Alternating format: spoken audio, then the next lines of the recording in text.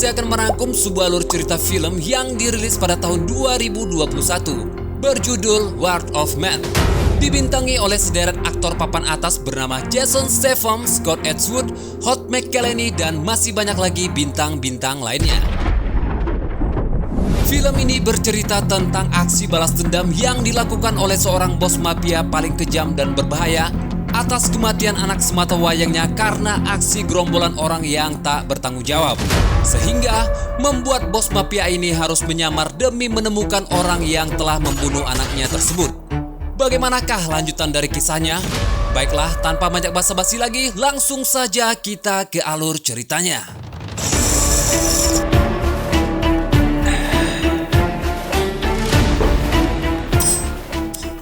This isn't the problem. It's the hinge. This is a creaky old dinosaur. This old girl. Kisah diawali dengan memperlihatkan dua orang yang sedang bekerja di bagian jasa pengiriman uang milik perusahaan bernama Fortico. Tepat di saat mereka menjalankan tugas, beberapa pekerja kontraktor tiba-tiba memberhentikan mereka.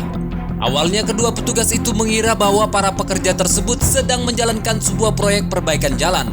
Namun siapa sangka ternyata mereka adalah sekelompok penjahat yang sedang menyamar dan bermaksud untuk mengambil uang yang dibawa kedua petugas tersebut. Dengan mengamankan kedua petugas terlebih dahulu, mereka kemudian dengan cepat memindahkan uang-uang itu ke dalam mobil mereka. Namun di saat kejadian yang menegangkan sedang berlangsung, salah satu petugas ini berniat untuk melakukan perlawanan.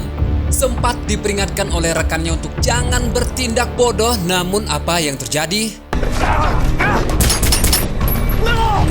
Dengan sangat terpaksa perampok ini pun melepaskan tembakan ke arah mereka berdua yang mengakibatkan kedua petugas tersebut berakhir saat itu juga.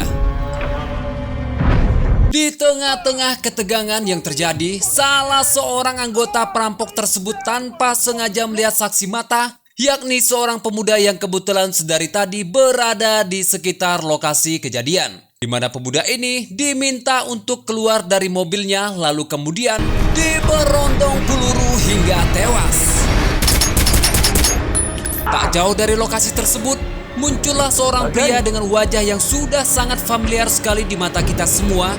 Jelas pria ini bernama Jason Statham. Jadi supaya makin tambah keren, kita panggil saja sesuai nama perannya, yaitu Edge. Edge yang melihat pemuda tersebut dihabisi tepat di depan matanya, sontak ia pun dibuat terkejut, di mana ternyata pemuda tersebut adalah anak sematawayangnya. Dengan jantung yang berdegup sangat kencang, Edge kemudian berlari sekuat tenaga untuk menyelamatkan anaknya. Namun naas, Edge pun dibuat tergeletak akibat rentetan timah panas yang dilesatkan oleh perampok tersebut.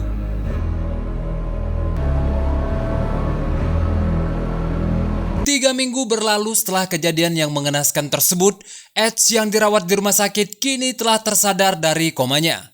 Lalu setibanya ia di rumah, mantan istri Edge kemudian datang untuk membicarakan tentang kematian putra mereka. Dengan suasana duka cita yang hadir di antara mereka berdua, Edge pun diceramahi habis-habisan oleh sang mantan dan menyalahkan Edge karena telah lalai dalam menjaga putra mereka. Sebagai pria yang bertanggung jawab penuh atas kematian anaknya, Edge pun membenarkan semua hal itu untuk kemudian ia pun menemui teman lama, yakni seorang pemimpin FBI untuk mencari informasi tentang pelaku yang telah menewaskan mendiang sang anak. Yang mana di sana, Edge diberikan daftar orang-orang yang sering sekali melakukan tindak kriminal karena menurut beliau, kemungkinan mereka memiliki potensi untuk dapat memberikan informasi tentang pelaku yang telah menewaskan anaknya. Seperti yang kita semua tahu bahwa Edge adalah seorang ayah dengan segala tanggung jawabnya, namun siapa sangka Edge ternyata adalah seorang bos mafia yang sangat kejam dan berbahaya. Yang mana hal itu terlihat jelas di saat Edge memanggil 3 orang anak buahnya. Di situ, mereka tampak gugup ketika berhadapan langsung dengan beliau yang mengharuskan mereka untuk berpikir matang-matang sebelum berbicara. Karena menurut mereka, Edge tak akan mungkin berdiam diri dan akan melakukan apa saja demi menemukan pelaku pembunuh sang anak. Dan benar saja, lewat daftar orang-orang yang sebelumnya telah diberikan oleh teman lama Edge, mereka kemudian mulai mendatangi satu persatu orang yang ada di dalam daftar tersebut. Di sini terlihat Edge bersama anak buahnya tak segan-segan menghabisi orang-orang yang tidak bisa diajak untuk bekerja sama dengannya. Akan tetapi, sebagai seorang bos mafia yang terbilang kejam dan berbahaya, Edge tetap menjaga prinsipnya untuk tidak menghabisi orang yang telah memberikannya informasi, dan justru malah memberikan sejumlah imbalan kepada orang tersebut. Saat setelah mendapatkan sedikit informasi, Edge kemudian mendatangi kediaman Gesin, yang mana ternyata tempat tersebut adalah tempat produksi film esek-esek. Kemudian salah seorang anak buahnya yang bernama Mogi menjelaskan kepada Edge bahwa pemilik tempat tersebut sama sekali tak mengetahui orang yang mereka cari saat ini. Dan memberitahukan bahwa Gesin menjalankan bisnis kotor di mana ia memperjualbelikan gadis-gadis yang masih di bawah umur. Lalu kemudian Edge pun pergi meninggalkan tempat tersebut. Namun sebelum itu, ada dua hal yang paling tidak disukai oleh Edge. Pertama, Edge sangat membenci orang yang menjalankan bisnis kotor seperti memperjualbelikan obat-obatan terlarang. Dan yang kedua adalah hal yang sangat-sangat ia benci, yaitu memperjualbelikan gadis-gadis yang masih di bawah umur. Oleh sebab itu, sebelum ia meninggalkan tempat tersebut, Edge dengan santainya menghabisi orang-orang yang bekerja di tempat itu dan meminta kepada Mogi untuk membebaskan para gadis yang masih di bawah umur serta memberikan santunan dana agar mereka dapat menjalankan usaha yang halal di tengah-tengah kejamnya kehidupan saat ini. Salah seorang anak buah Edge yang bernama Mike merasa khawatir dengan kondisi Edge saat ini. I don't think we should do this again. You need a break. You're right, Mike. I'm gonna go back to London for a while. Singkat cerita, Edge pun menemui seorang kenalannya yang bernama Christy, yang mana dia adalah orang yang ahli dalam memalsukan identitas seseorang. Dan di sini yang dipalsukan identitasnya adalah Edge, di mana tujuan dari hal itu adalah Edge berencana untuk melamar kerja di perusahaan pengantaran uang bernama Fortico, yang mana perusahaan tersebut adalah perusahaan yang juga menjadi korban atas perampokan uang yang terjadi di awal scene hingga akhirnya berbuntut dengan kematian anaknya Edge. Dengan bekerja di perusahaan tersebut, Edge sangat berharap dapat menemukan pelaku yang membunuh sang anak sekaligus untuk membalaskan dendamnya. Setibanya di perusahaan tersebut, Edge lantas menghadap langsung dengan manajer perusahaan tersebut, yang mana di sana Edge kemudian langsung diinterview dan secara kebetulan perusahaan tersebut sedang mencari pegawai baru di bagian pengantaran uang. Namun sebelum itu Edge pun harus menjalankan sebuah tes terlebih dahulu. Ia pun diperkenalkan dengan seorang mentor yang bernama Pak Bulet alias Pak Bulat. Ini dia tampangnya. Di sana Pak Bulat memberikan beberapa tes dengan standar minimal kelulusan 70% dari seluruh hasil tes yang akan ia jalani. Yang mana macam-macam tes tersebut adalah tes kebugaran, tes menembak, dan juga tes mengemudi. Saat Edge menjalankan tes tersebut, terlihat Edge tak terlalu menonjol dan berhasil lulus dengan nilai standar minimal. Yang mana hal itu justru berdampak terhadap rasa kepercayaan para pegawai di sana. Contohnya Dana, satu-satunya wanita yang juga bekerja di bagian pengantaran uang, sempat menyinggung penampilan Edge. Dilanjutkan oleh Dave, seorang senior, di mana dia mengata-ngatai Edge bahwa ia hanyalah beban bagi para petugas di sana. Tak mau ketinggalan, seorang pria tua renta juga ikut-ikutan menganggap remeh Edge dengan cara mengisap kedua jari tangannya dengan penuh perasaan tepat di hadapan Edge. Di mana hal itu justru membuat Edge keheranan dengan kelakuan tak senonoh yang ditunjukkan oleh Pak Tua tersebut. Untuk pertama kalinya Pak Bulat meminta kepada Edge ikut serta bersama dirinya dan Dave dalam menjalankan sebuah tugas untuk mengantarkan sejumlah uang ke tempat yang telah ditentukan. Dave yang tak menginginkan Edge menjadi partnernya, tampak ia pun kesal sendiri di mana kemudian Dave terus saja menggerutu dan ngomel-ngomel tidak jelas ketika ia sedang menjalankan tugasnya. Dave pun kembali berulah dengan mentertawakan penampilan Edge dan dengan sombongnya menganggap Edge tak mampu untuk menjalankan tugas yang dipenuhi dengan resiko yang berbahaya. Sehari setelah menjalankan tugas pertamanya, ia kembali berpasangan dengan Dave dan saat ini mereka sedang menunggu Pak Bulat di suatu tempat. Tiba-tiba saja dari alat komunikasi milik Dave terdengar bahwa Pak Bulat mengalami insiden yang tak diinginkan di mana saat ini Pak Bulat tengah disandra oleh sekelompok perampok. Dev yang mendengar hal itu pun dibuat panik setengah mati untuk kemudian para perampok tersebut meminta Dev mengantarkan uang sebagai tebusan untuk menyelamatkan nyawa Pak Bulat. Dengan wajah pucat pasi ditambah ketegangan yang Dev rasakan serta dorongan dari Edge, ia pun dengan sangat terpaksa menuju ke lokasi yang diminta oleh perampok tersebut. Setibanya di sana, seorang perampok muncul sembari menyandera Pak Bulat, di mana Dev yang ketakutan sempat memperingati Edge untuk jangan keluar ataupun membuka pintu mobil. Namun Edge yang melihat Dev sangat ketakutan, lantas Edge pun berkata, "Kau urus saja dirimu sendiri, Dev. Yang ini biar aku yang tangani." Lalu ketika Edge diminta untuk memindahkan sejumlah uang yang saat ini mereka bawa, kita akan melihat keterampilan Edge dalam menggunakan senjata api di saat menghadapi situasi yang sangat menegangkan. Dengan santuinya Edge kemudian melesatkan beberapa tembakan yang sangat jitu, di mana Edge sendiri sama sekali tak mengalami luka sedikit pun ketika menghabisi satu persatu para perampok tersebut.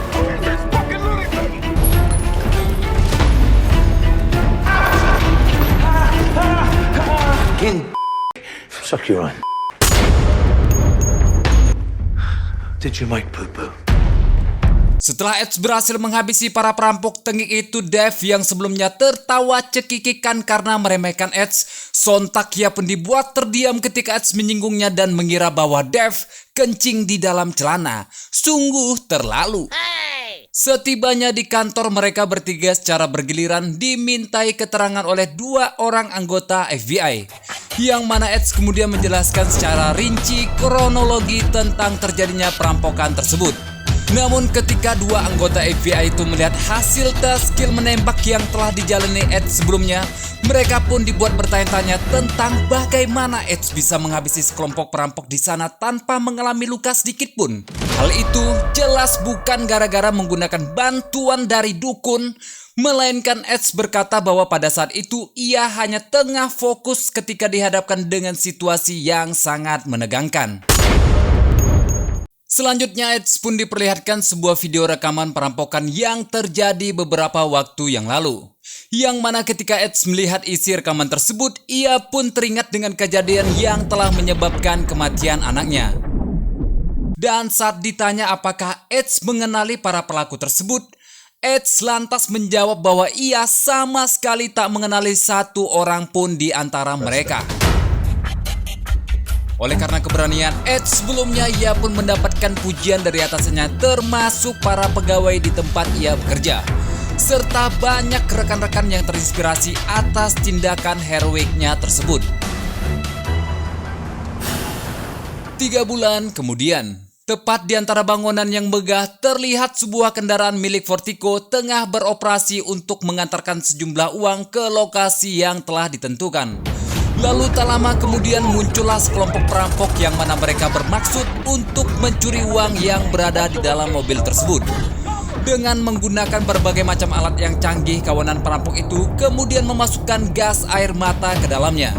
Namun bagaikan melihat hantu di siang bolong, mereka dibuat lari tunggang langgang ketika melihat sosok Edge keluar dari dalam mobil tersebut. Setelah diselidiki lebih lanjut, ternyata kawanan perampok itu adalah anak buah Edge sendiri, di mana mereka baru menyadari bahwa Edge sedang menyamar untuk terus mencari pelaku yang telah menewaskan anaknya. Di sisi lain, Pak Bulat yang pada saat kejadian bertugas bersama Edge, lantas ia pun dibuat heran sembari bertanya-tanya kepada bawahannya yang sekaligus teman curhatnya yaitu Dev, tentang betapa misteriusnya sosok Edge, dan Pak Bulat beranggapan Edge memiliki aura roh jahat di dalam dirinya. He's a dark fucking spirit. Bahkan Pak Kepala Bagian yang mendengar cerita tersebut pun merasa bahwa di benaknya Edge adalah seorang psikopat. I'm starting to think he's a psychopath. Tak ada seorang pun petugas di sana yang tahu siapa sebenarnya sosok Edge yang sesungguhnya. Di tempat lain, kita diperlihatkan dengan komplotan perampok yang terdiri dari 6 orang, di mana mereka semua adalah mantan tentara bayaran, dan salah satu dari mereka ternyata seorang pelaku yang telah menewaskan anak semata wayang Edge.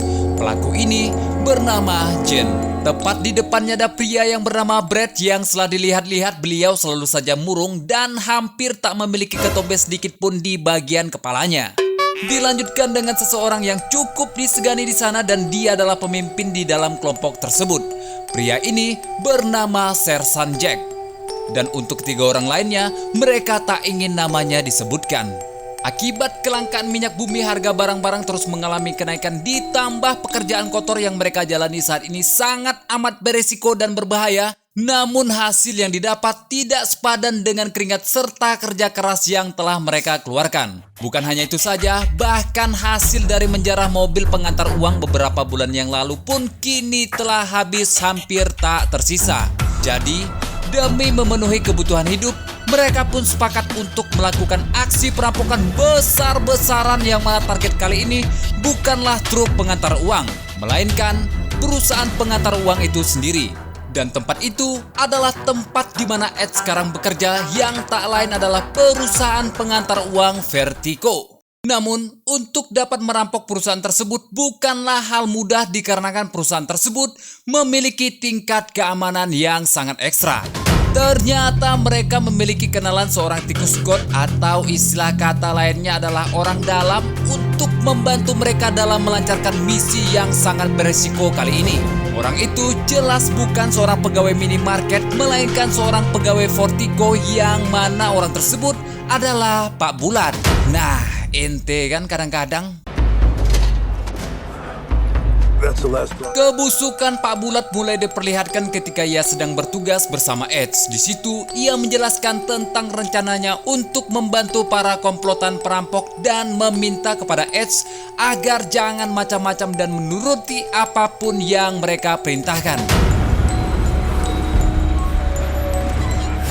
Di lokasi yang telah disepakati sejak awal, di sana terlihat 4 perampok masuk ke dalam mobil yang dikemudikan oleh Pak Bulat. Dan 2 orang lainnya menyusul menggunakan mobil pribadi.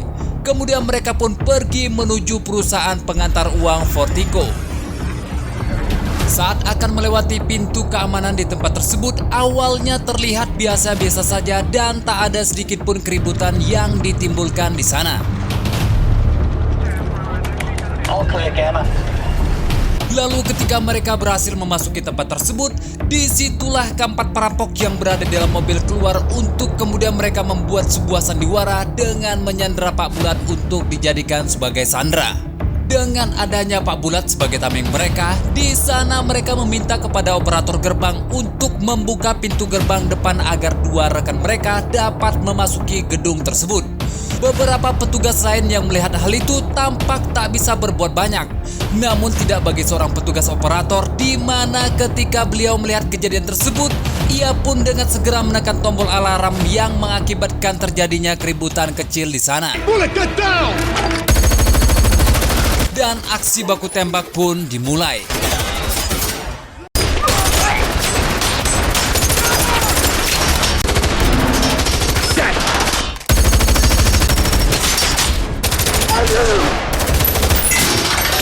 Saat tahu bahwa anggota SWAT akan tiba dalam waktu 8 menit lagi, para perampok itu kemudian dengan cepat menghabisi petugas-petugas yang mengamankan tempat tersebut untuk kemudian mereka membuka pintu gerbang depan agar 2 rekan mereka yang masih di luar dapat masuk ke dalam gedung tersebut. Di saat para perampok sedang terburu-buru melakukan pekerjaannya masing-masing, tiba-tiba saja terdengar suara tembakan yang dilesatkan dari salah satu petugas yang sejak tadi bersembunyi dan menunggu kesempatan untuk menghabisi salah satu perampok yang berada tak jauh dari posisinya. Namun sayangnya, beliau pun akhirnya tewas tertembak. Sementara itu di ruangan lain terlihat Edge yang tengah disekap bersama dengan Dave dan Pak Manajer berhasil menghabisi salah satu perampok yang dari tadi terus mengawasi mereka. Kemudian Edge pun menyamar menjadi salah satu dari perampok dan kembali menghabisi 1 orang perampok yang pada saat itu sedang memasukkan tas yang berisikan uang ke dalam mobil. Who's firing? Tak hanya itu saja, ternyata Edge dengan sengaja memasukkan telepon genggam miliknya ke dalam tas yang berisikan uang tersebut untuk dapat melacak para perampok jika mereka berhasil keluar dari sana. Sementara itu Pak Manajer dan Dev yang tengah bersembunyi untuk menyelamatkan diri di ruang belakang didatangi oleh salah satu perampok yang mana kemudian saat Dev hendak melawan perampok tersebut, ia justru langsung ditembak hingga terpental karena mengenai rompi anti peluru yang Dev kenakan. Dan saat perampok tersebut akan mengakhiri nyawa Dev, tiba-tiba saja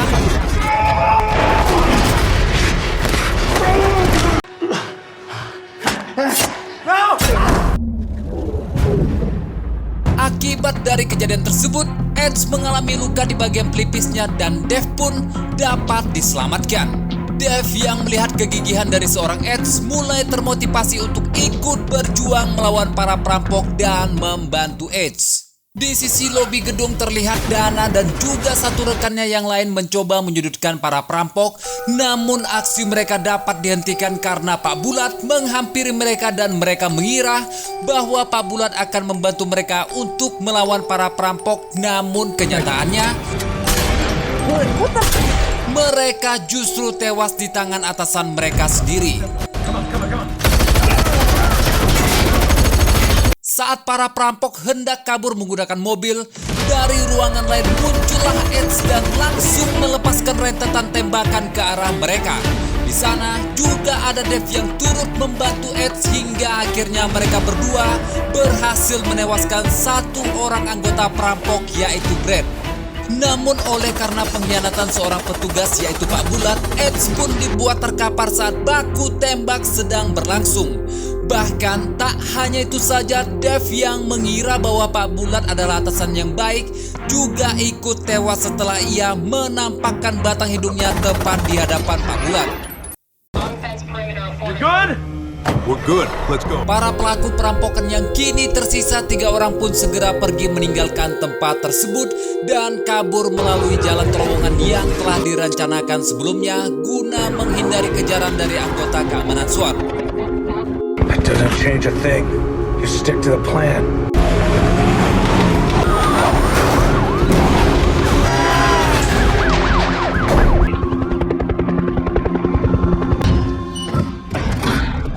Dirasa situasi sedikit aman, Jen yang melihat Sersan Jack sedang sekarat, ia pun tak menyia-nyiakan kesempatan yang ada dan langsung menghabisinya saat itu juga.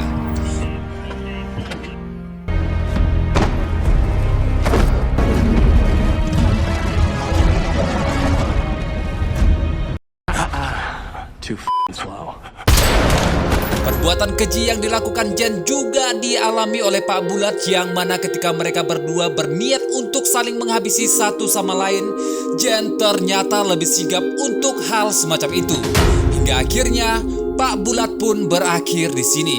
Tak ada orang yang bisa dipercaya jika urusannya mengenai uang, terlebih status mereka juga termasuk dalam kategori kriminal kelas berat. Yang mau tak mau mereka pun harus menerima balasan atas perbuatan mereka masing-masing. Namun, balasan apakah yang layak diterima oleh Jen? Biarlah alur cerita ini terus berjalan untuk menemukan jawabannya.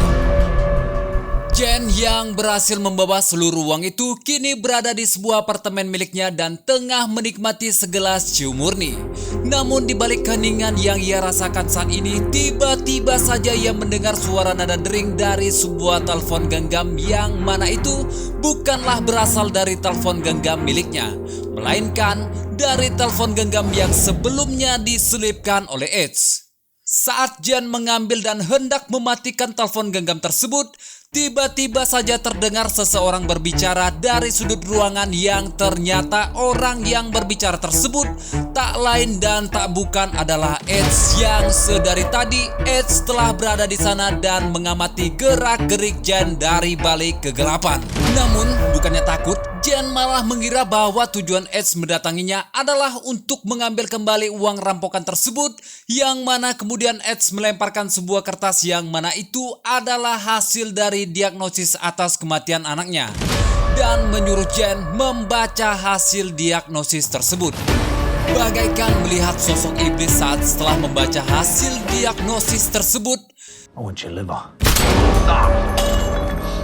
Jen yang ketakutan pun kini harus merasakan murka dari seorang mafia paling berkelas jagat raya, di mana Jen pun akhirnya dihabisi dengan 4 tembakan jitu yang bersarang di 4 bagian organ tubuhnya, yaitu hati, paru-paru, limpa, dan terakhir jantung.